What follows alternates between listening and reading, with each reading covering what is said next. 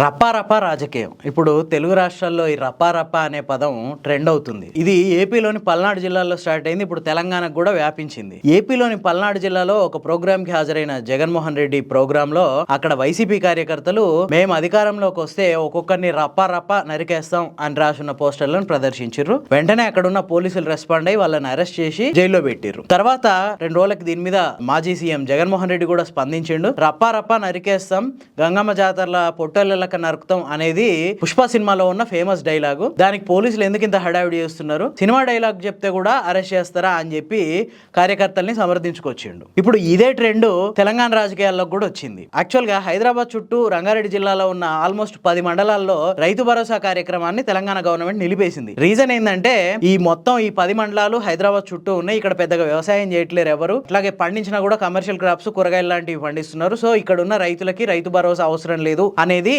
Telangana Congress government ఉద్దేశం. So ఈ 10 మండలాలల్లో పటాన్చెరు మండలం కూడా ఒకటి ఉంది. ఇది సంగారెడ్డి జిల్లా కిందికి వస్తుంది. సో ఈ నేపథ్యంలోనే మాజీ మంత్రి హరీష్ రావు పటాన్చెరు వెళ్లి అక్కడ ఒక ధర్నా చేపట్టిండు. క్రాప్ ఏ పంట అయితే పండించే వాళ్ళంతా రైతులే కదా, వాళ్ళకి రైతు భరోసా ఇవ్వాలి అని చెప్పి అక్కడ ఒక ధర్నా స్టార్ట్ చేసిండు. ఆ ధర్నాలోనే కొద్దిమంది బీఆర్ఎస్ కార్యకర్తలు రప్పా 3.0 లోడింగ్ అనే పోస్టర్లను ప్రదర్శించారు. కాకపోతే ఈ పోస్టర్ల మీద ఎక్కడ నరుకుతాం, చంపుతాం, వేటాడుతాం లాంటి పదాలు ఏం రాయలేదు. మరి ఈ రప్పా అర్థం ఏందన్నట్టు మీకేమైనా తెలిస్తే కింద కామెంట్ చేయండి. ఇలాంటి మరిన్ని ఇంట్రెస్టింగ్ అప్డేట్స్ కోసం 4th Estate ఛానల్ని సబ్స్క్రైబ్ చేసుకోండి. Thank you.